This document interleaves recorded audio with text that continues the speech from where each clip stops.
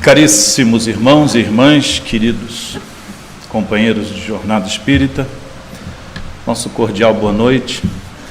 Rogamos a Jesus que nos ampare, nos inspire e nos ajude a estarmos sintonizados ao seu coração, tanto quanto tem ele estado e permanecido conosco todo o tempo. O poder da fé. Quando ele veio ao encontro do povo, um homem se lhe aproximou e, lançando-se de joelhos a seus pés, disse: Senhor, tem piedade do meu filho, que é lunático e sofre muito, pois cai muitas vezes no fogo e muitas vezes na água. Apresentei-o aos teus discípulos, mas eles não o puderam curar. Jesus respondeu dizendo: Ó raça incrédula e depravada, até quando estarei convosco? Até quando vos sofrerei?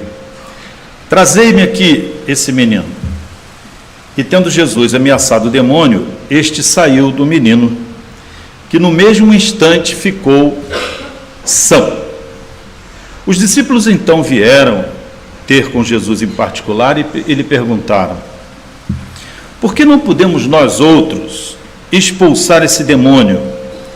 Respondeu-lhe Jesus: por causa da vossa incredulidade.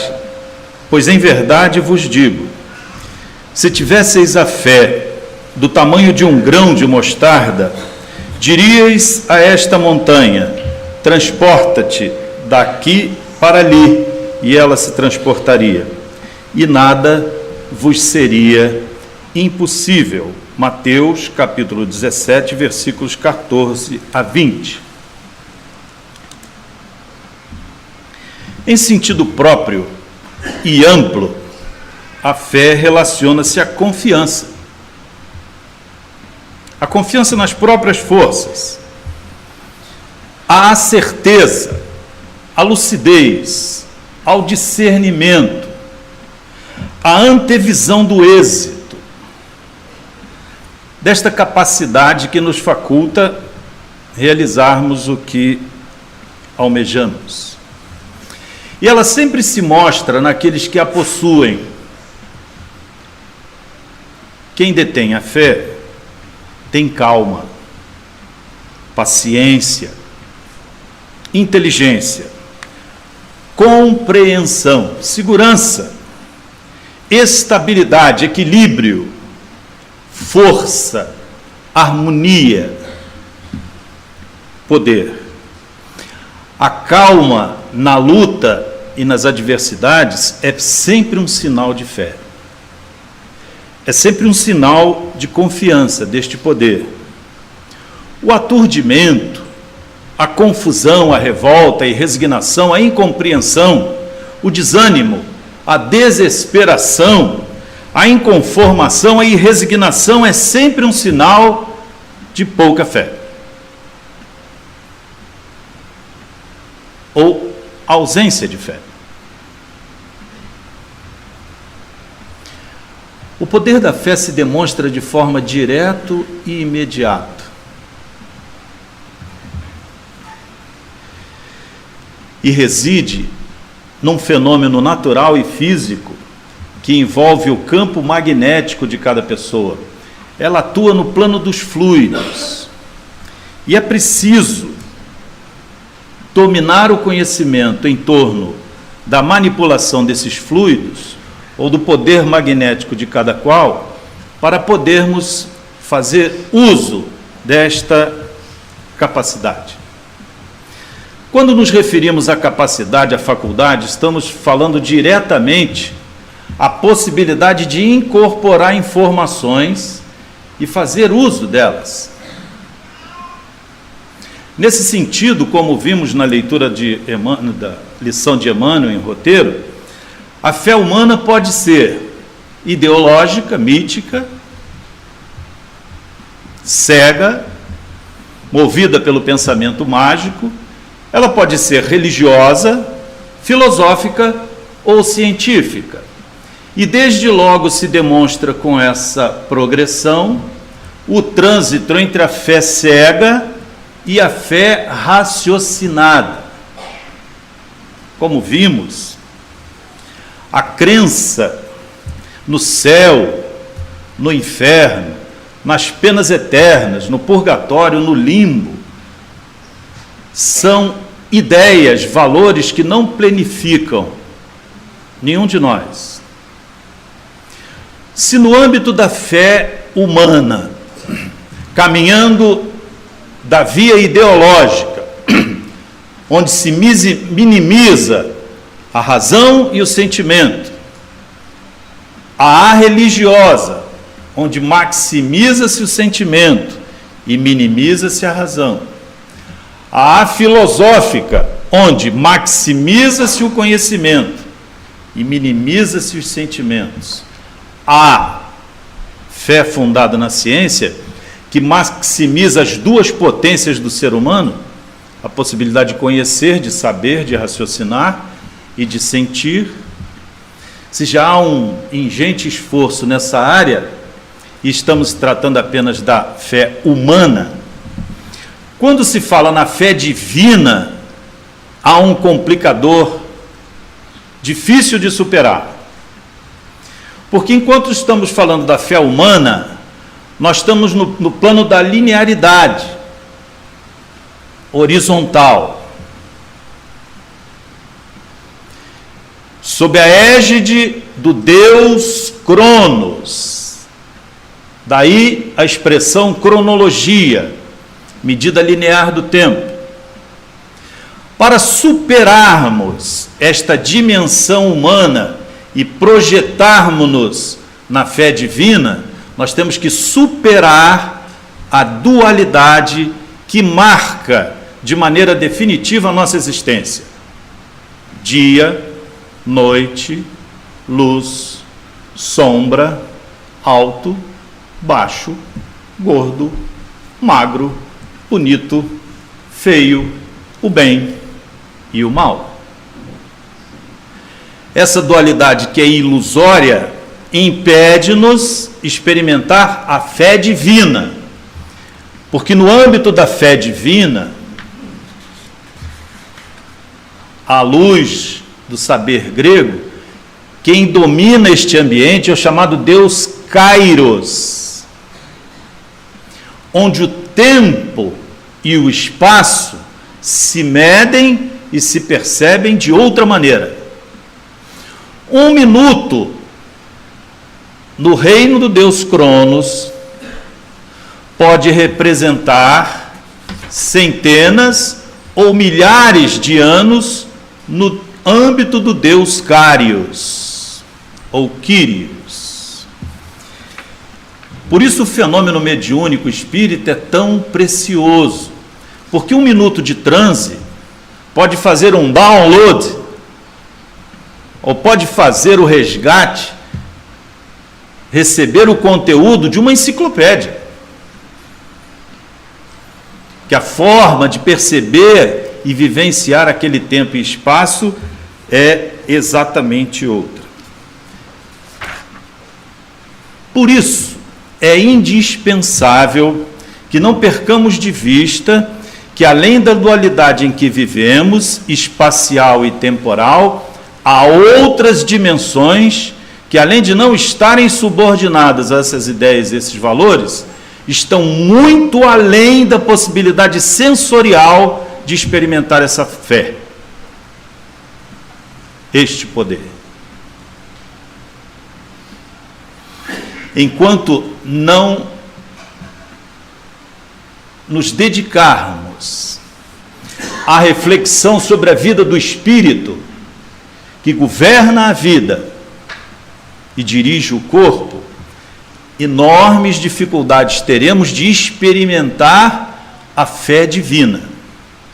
Permaneceremos sempre nesta fé humana, que ainda hoje, na maioria dos casos e na maioria das categorias teóricas ou práticas que nos ofereceram, ainda está confinada no âmbito do pensamento mágico.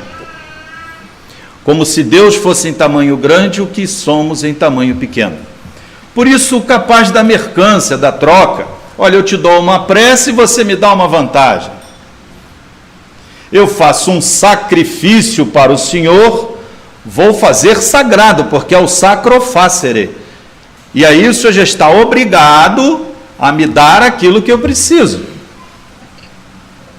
Ou seja, não podendo vencer a dualidade que nos escraviza ao plano das formas e dos sentidos, nós pretendemos trazer Deus desta dimensão e confiná-lo aos nossos valores. Por isso, muitos acham que a reza braba, a água mágica, ou benta, ou o óleo, ou qualquer fórmula, ritual, liturgia que se empregue tem o poder de transformar-nos. Não tem.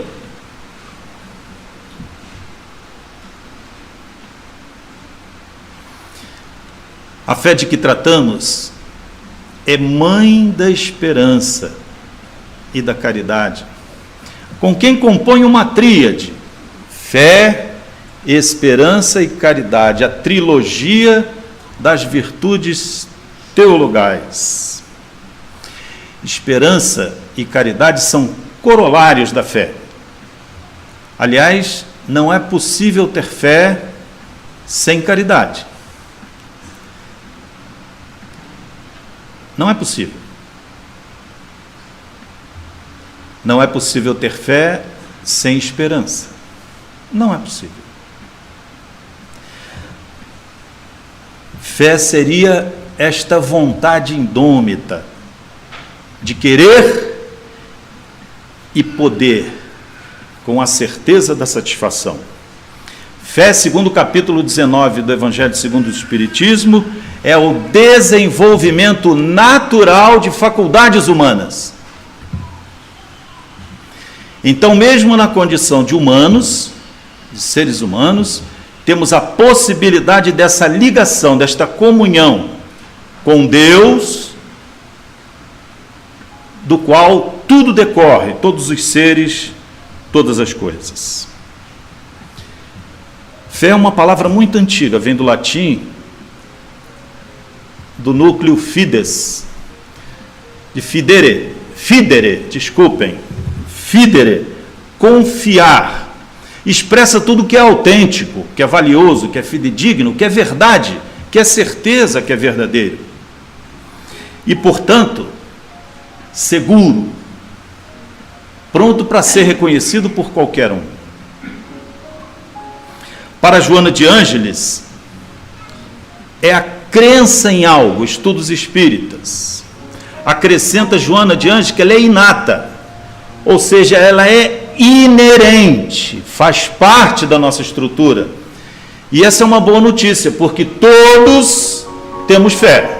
Ela é inata, ela nasce com o espírito. Realiza-se, porém, diz Joana de Ângeles, quando é consequência da razão. É estado de espírito, quando transcende a capacidade natural. Joana de Ângeles. Emmanuel nos traz um outro aporte, um outro significado. Fé é a força que nasce com a própria alma, certeza instintiva na sabedoria de Deus, que é a sabedoria da própria vida. E aqui o acréscimo: palpita em todos os seres, vibra em todas as coisas, mostra-se no cristal fraturado, fragmentado que se recompõe, e revela-se na árvore decepada que se refaz. Emmanuel compara a fé à capacidade humana de fazer convergir as forças naturais que nos governam para um ponto comum. E como lentes, tornaríamos-nos intermediários do poder divino em torno de um objetivo selecionado, como lentes de aumento que são capazes de fazer convergir os raios da luz e provocar incêndios, como vemos aqui em grande quantidade no Cerrado. Para nos transformarmos nesta lente, ou seja, intermediarmos as forças naturais e a existência humana, é preciso estar vinculado ao bem. E não há nenhuma forma de vinculação maior do que praticá-lo.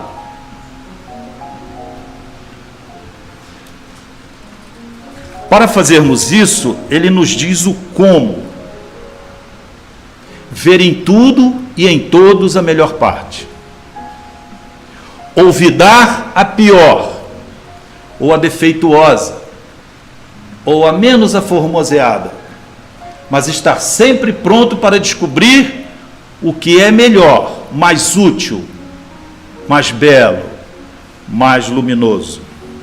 Sintonizar com a verdade, então, para Emmanuel, seria o grau do nosso poder de acumular fé.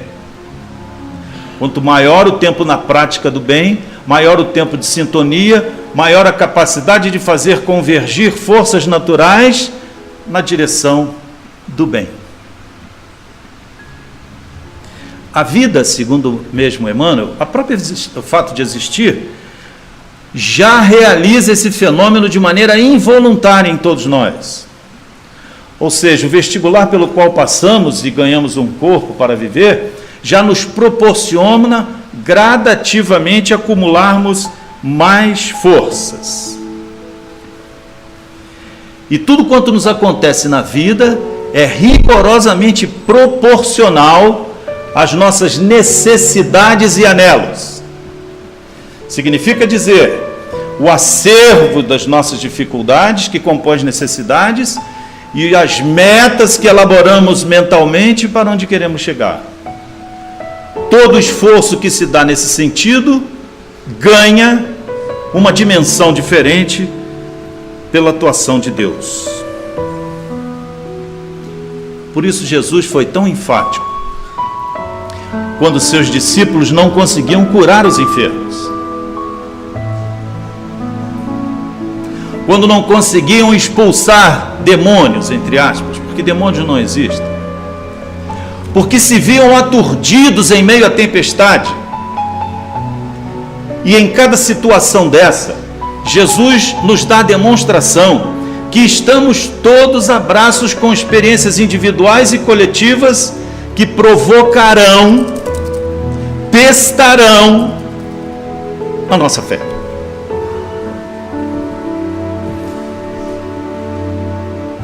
Reunindo o pensamento de Joana e de Emmanuel, nós poderíamos sintetizar assim: a fé é inerente, faz parte de todas as pessoas. É imanente, porque emerge de cada um de maneira natural. É personalíssima, não pode ser transferida de uma pessoa para outra. É conquista individual. Por isso é intransferível também. Relacional. Ela só se dá, só se amplia e se constata pela vida de relação do ser com o meio e com as outras pessoas. É progressiva e, afinal, é providencial. Por ser personalíssima, é de cada um de nós. E Emmanuel, no Caminho, Verdade e Vida, quando fala da firmeza da fé, diz que nas experiências religiosas ou humanas não é aconselhável repousar ou alguém sobre a firmeza, a convicção, a certeza de outrem. O Espiritismo demole a ideia do intermediário entre nós e Deus, porque ele não é necessário. Daí a nos dizer que a firmeza da fé recomenda não transferirmos este poder para ninguém, porque ele é nosso e deve permanecer conosco todo o tempo. A fé não pode ser doada, cedida, emprestada. É intransferível, não há como. Ela é variável. Cada um de nós a tem num grau diferente. Cada um de nós já possui intensidade, modos e meios distintos. É progressiva, avança e se desenvolve gradualmente, sendo cada vez maior em face de quê? Dos desafios que se nos apresentam. Não há como acumular poder e fé em nenhum de nós se não formos testados nessa capacidade. Não retrograda nunca. O que conquistamos não perdemos mais. É providencial. E quando se fala em providencial, se fala que ela é oportuna. Sob o ponto de vista da teoria política, conveniente e oportuno é aquilo que é absolutamente necessário no momento decisivo, em que não dependemos de mais ninguém senão de nós mesmos. Em Pão Nosso, Emmanuel diz que nós vamos ter um momento de absoluta solidão. E ouvindo André Luiz, lembramos agora, ou você é capaz de acender a sua luz, ou não é capaz de atravessar a grande sombra. A grande sombra que envolve a terra, e alguns chamam de umbral. Dizia eu que ela é oportuna e se dá nos momentos decisivos. E os nossos momentos decisivos são, pela ordem, o momento da morte, o momento da perda, o momento da rejeição, o momento da dor, da aflição, da perda irreparável, do sofrimento superlativo.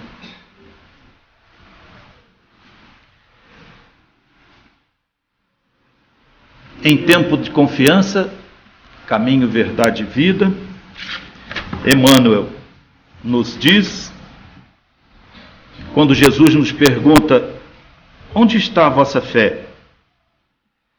Quando tudo parece obscuro e perdido, surge a ocasião da fé no momento oportuno, no momento adequado, no momento ideal para qualquer de nós.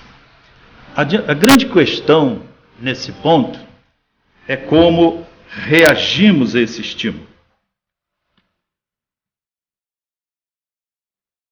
Qual a nossa atitude mental diante do desafio?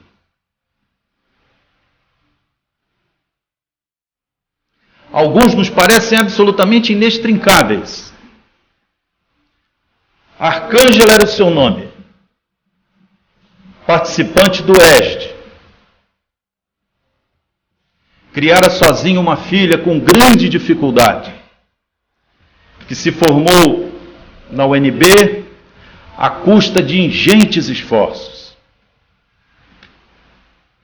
Um dia, uma semana depois de formada, transitando pela L2, aqui na nossa frente, num sinal que freia ou fecha, segundo o namorado, abruptamente, a filha de Arcângela freia o carro. O corpo dela vai até o volante, porque ela não usava o cinto, e quando volta, rompe a cervical e morre.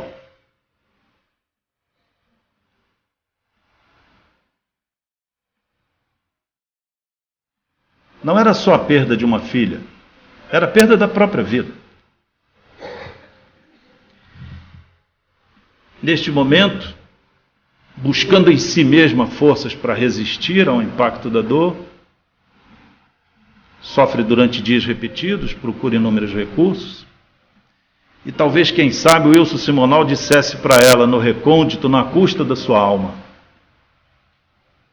mas para que tanto céu, para que tanto mar, para que? De que servem as ondas que quebram e o vento da tarde? De que serve a tarde? Inútil paisagem. Pode ser, pensava ela, que não venhas mais, que não venhas nunca mais. De que servem as flores que nascem pelos caminhos, se o meu caminho sozinha é nada?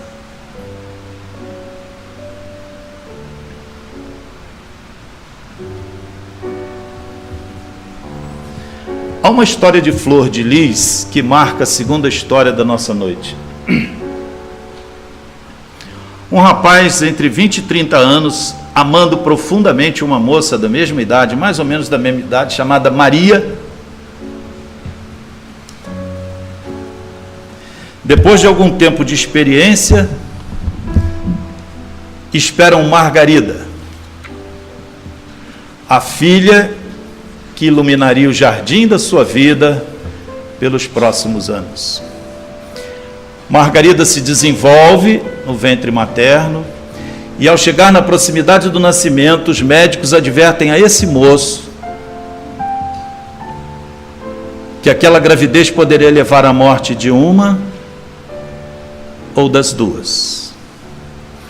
Que a obrigação dos médicos era salvar as duas, mas se tivessem alguma dificuldade, tentariam salvar a mãe e sacrificar a filha.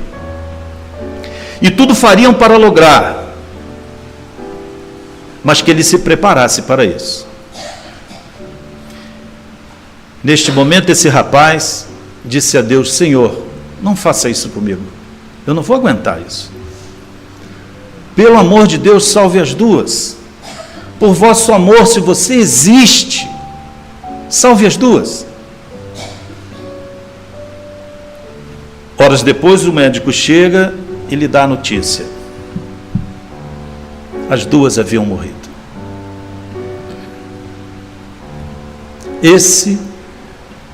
As relações entre pais e filhos, amigos, namorados, noivos, casados, diante da dor ou da morte, constituem os momentos decisivos.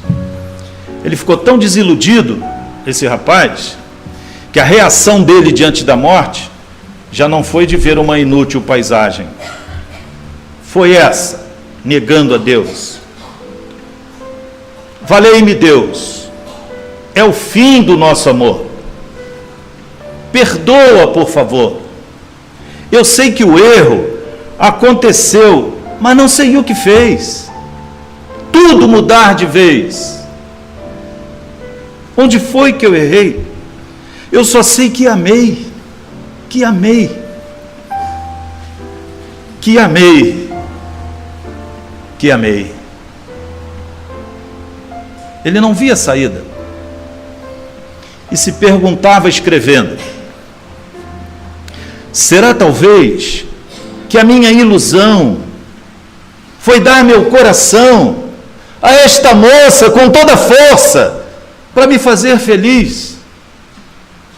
E o destino não quis me ver como raiz de uma flor de lis. Foi assim que eu vi nosso amor na poeira, poeira, morto na beleza fria de Maria, que o meu jardim da vida ressecou, morreu. Do pé que brotou Maria, nem Margarida nasceu.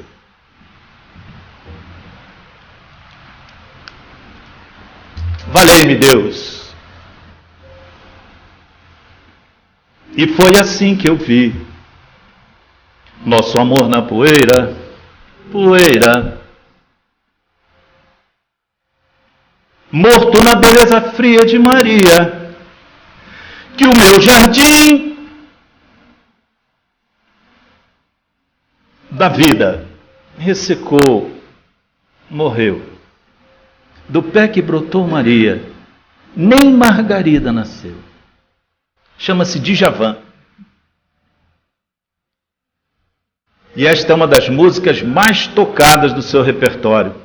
Exatamente porque, recebendo a intensa dor de perder a pessoa amada e a sua filha, sonho de ambos, produz uma peça de extraordinário valor que, apesar da tristeza, é cantada com imensa alegria.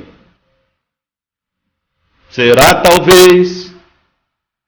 E todos cantam exultando sem saber o drama que se esconde por trás dessa experiência. Eu sei que o erro aconteceu, mas o que fez tudo mudar de vez? Onde foi que eu errei? Eu só sei que amei, que amei, que amei, que amei. Será talvez que foi a ilusão de dar meu coração para essa moça com toda a força para me ver feliz?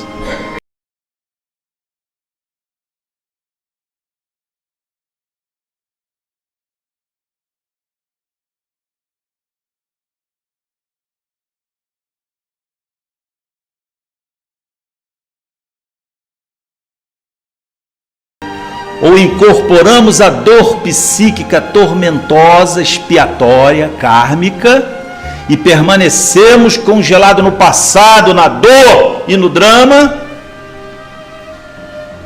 Ou assumimos a coragem da dor psíquica terapêutica, da culpa lúcida, de quem se reconhece em aperfeiçoamento, em testes e provas, mas que é capaz de superar tudo isso? Porque há um Deus justo, um Deus bom, uma justiça perfeita. Quantos de nós pensam em dar fim a tudo, inclusive a própria vida, quando não vê saída? Com a Arcângela foi assim. E eu estou autorizado a revelar a experiência pessoal dela por ela mesma. Talvez esteja entre nós aqui, eu não saiba. Mas vale a pena repetir. Enquanto ecoava no seu coração uma inútil paisagem,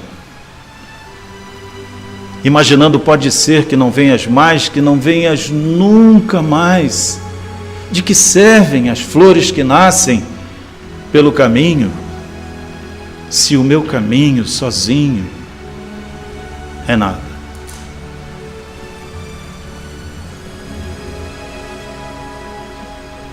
Na busca da razão, na busca do amparo, eis que descendo a L12, num momento como este, ao pôr do sol, uma quantidade extraordinária de pássaros lhe chama a atenção. Ela diz: coisa estranha, não é hora nem momento para tantos pássaros estarem na mesma árvore. Está bem que os pardais gostam de fazer isso, mas nessa quantidade, sinceramente, estão perturbando aqui a minha tristeza, né? Tal a alegria com que se expressam no final do dia.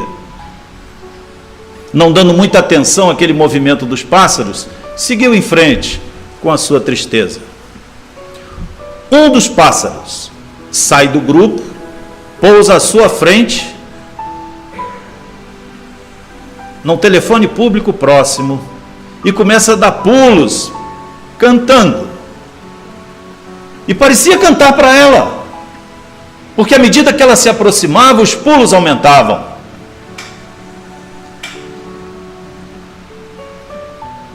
E como o quartzo fragmentado que oculta a esmeralda ainda em seu peito, a Arcângela não conseguia ver o sentido daquele pássaro e continuou dando pouca atenção a ele. Mas o pássaro insistiu, pousou mais à frente.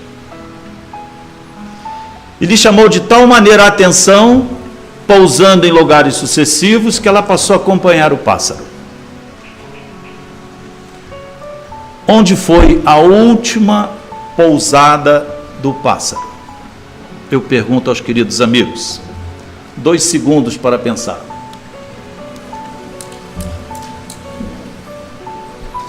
No cabo telefônico da entrada da comunhão espírita.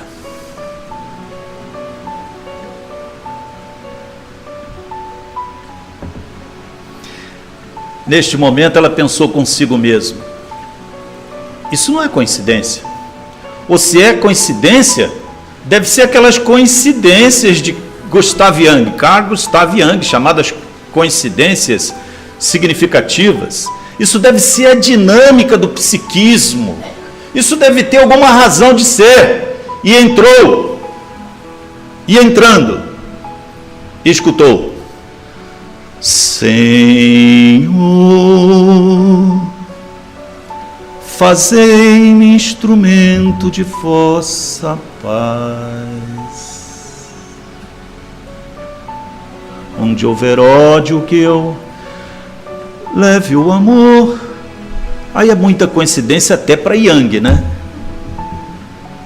Ela decidiu ficar e nos contou nisso num encontro do ESD, levando rigorosamente todas as lágrimas, por uma razão muito simples.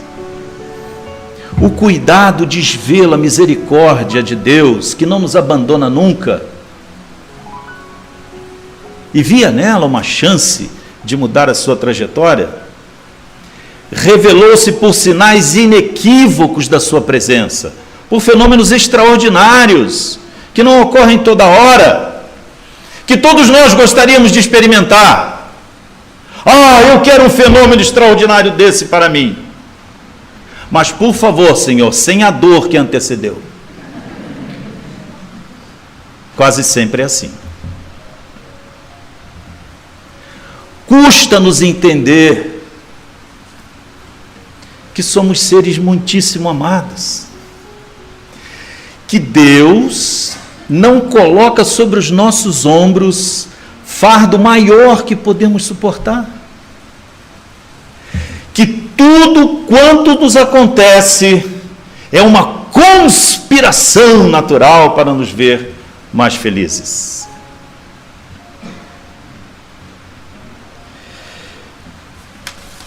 Custa-nos entender que o que é essencial não é visível aos olhos, que o que nos falta não é objetivamente sensível aos nossos anelos. Eu pedi forças, Senhor, e Tu me deste dificuldade para fazer-me forte. Eu pedi sabedoria e me destes problemas para resolver. Eu pedi prosperidade e me destes cérebros e músculos aptos ao trabalho. Eu pedi coragem e a partir daí minha vida ficou plena de perigos, de ameaças, de obstáculos, de desafios. Eu pedi favores e Deus me deu oportunidades. Eu pedi o amor, sinto-me carente, sozinho, não compreendido, excluído, rejeitado, isolado. E Tu me destes corações ressequidos para amar, mãos descarnadas para ajudar, Senhor. Eu não recebi nada do que pedi, mas eu recebi tudo quanto precisava. Esta é uma oração encontrada no bolso de um soldado na Segunda Guerra Mundial, que revela o sentido da necessidade de superação. Quando a situação muda de maneira muito rápida e radical, diz a psicologia, até os instintos falham. Se os instintos vão falhar nos momentos decisivos, é preciso premunir-nos de recursos teóricos ou práticos que nos garantam a possibilidade de continuar existindo, equilibrados, fortalecidos, aptos a superar as dificuldades que nos chegam.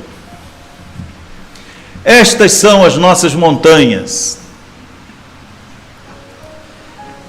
Os problemas, as enfermidades, os preconceitos, a má vontade, a discriminação, a rejeição, a exclusão que é progressiva hoje. Hoje nós estamos sendo excluídos por tudo, pelo que usamos, pelo que falamos, pelo que fazemos, por onde estamos, pelo que somos. O processo de exclusão avança de maneira iníqua, inquietante, que nos aturde.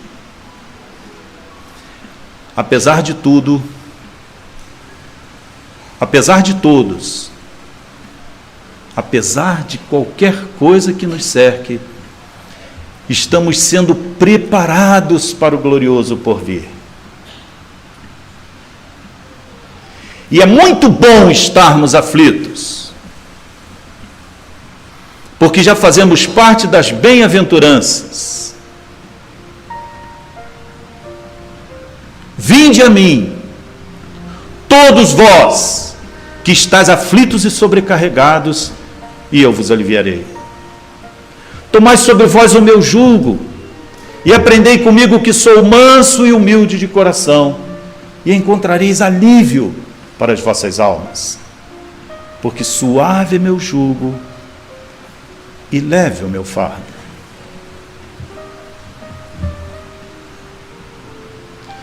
Todos nós, num momento como esse, trazemos fardos conosco, porque os momentos de mudança marcam de maneira indelével o acréscimo de crises,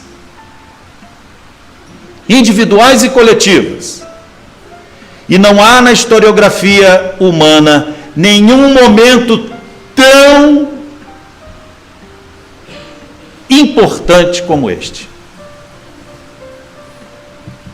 Vivemos a transição de um mundo de provas e expiações para um mundo de regeneração, onde o nosso anjo tutelar, o patrono desta casa, em 18 de abril de 2010, assegurou já estarmos nele inseridos.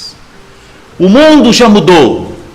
A maioria da população é de pessoas boas, retas, de bom caráter, de boa vontade, honestas, solidárias.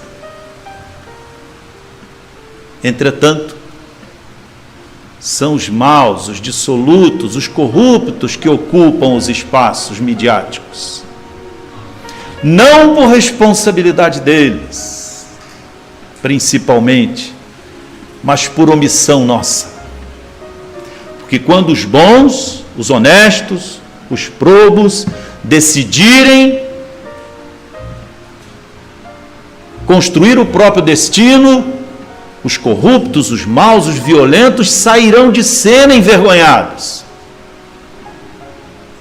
E é melhor que assumamos esse protagonismo logo, porque pode não dar tempo.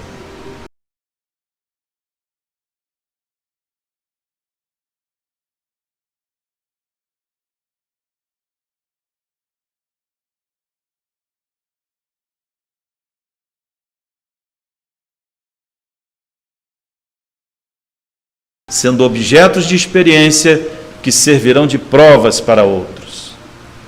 Este é o momento decisivo e a escolha pertence a nós. Desejamos ser sujeitos, artífices, protagonistas de transformação ou objetos dela? Vamos optar pela culpa tormentosa, pela dor psíquica expiatória, Joana de Ângeles e Hernance Dufour, ou optaremos pela culpa lúcida, pela dor psíquica terapêutica dos que se entendem filhos da luz, dos que se reconhecem seres amados, daqueles que incorporaram a convicção de que são filhos de Deus, herdeiros do universo.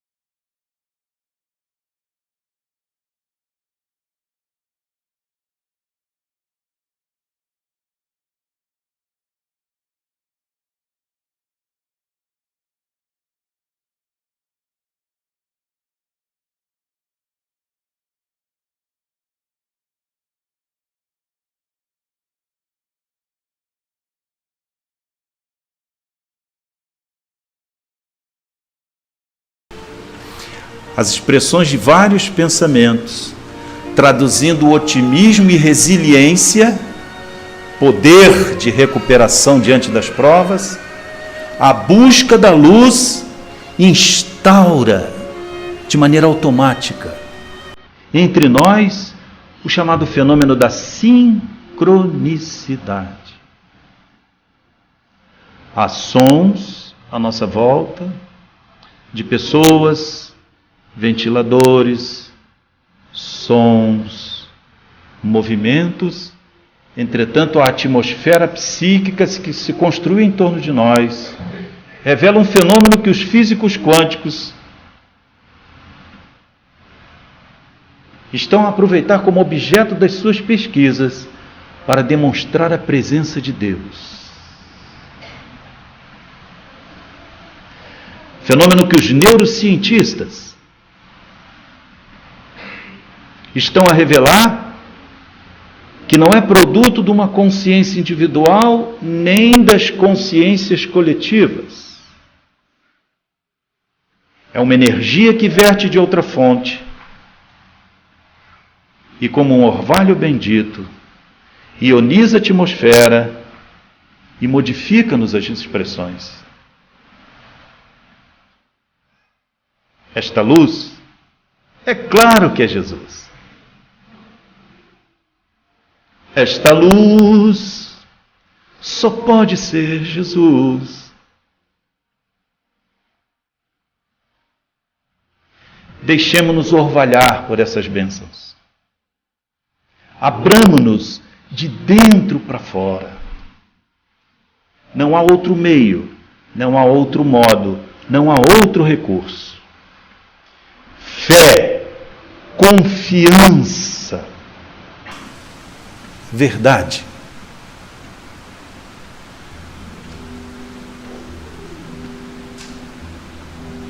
A nossa casa mental e emocional tem uma porta que só abre por dentro. E quem nesse momento for capaz de esperar, cultivar em si essa esperança de que está sendo orvalhado por esta emissão bendita, eis que ela se reflete em nosso coração e no recôndito das nossas almas. Eu sou o caminho, a verdade e a vida, disse-nos Jesus. Vinde a mim, porque Ele já está aqui. E nós não o vemos nem o ouvimos, porque somos nós que não estamos indo na direção dele. Se tu és o caminho, Senhor, nós iremos até ti. Abençoa-nos, Senhor, o desejo de nos aproximarmos do teu coração, iluminando-nos de dentro para fora, de maneira que identifiquemos em nossa estrutura aquilo que nos perturba, a confiança, a segurança, o equilíbrio, a estabilidade. Dá-nos por acréscimo, Senhor de misericórdia, um fragmento da vossa energia, para que, identificando aquilo que pode e deve ser mudado em nós, Senhor, nossa fé se fortaleça e nos sintamos mais perto de Ti.